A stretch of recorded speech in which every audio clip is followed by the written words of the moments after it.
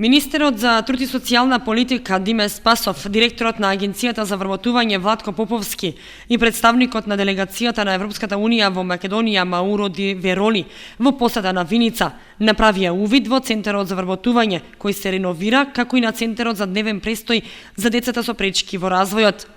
Посетата е во рамки на проектот Договори за работа како поддршка за процесот за унапредување на активностите и услугите на Агенцијата за вработување на Република Македонија, финансиран од ИПА програмата на Европската унија. Ќе софатат вкупно 40 објекти, односно 30 објекти на центрите за социјална работа, 18 центри за социјална работа и 12 дневни центри и исто така 12 центри за вработување. Ова представува значајна инвестиција од околу 2 милиони евра за целосно реновирање на овие 40 објекти. Очекуваме реновирањето и реконструкцијата да заврши во наредните 8 месеци и практично со реализација на оваа фаза ние ќе заокружиме целосно, ќе го заокружиме реновирањето на центрите за социјална работа широм општините во Република Македонија, додека пак исто така ќе бидат реновирани и реконструирани 12 центри за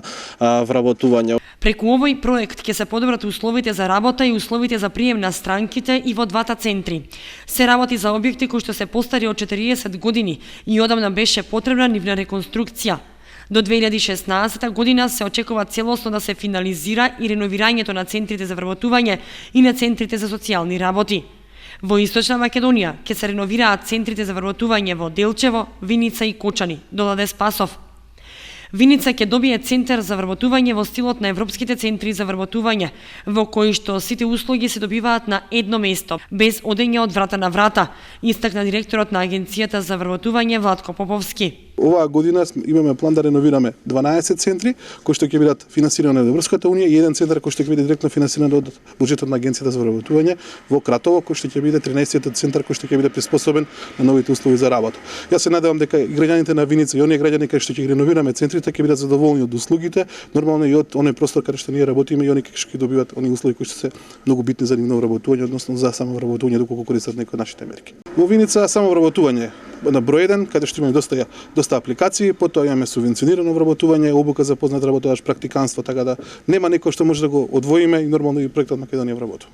Проектот, рече Спасов, е надвор на програмата на владата на Република Македонија, но сепак се успеало да се изнајдат средства.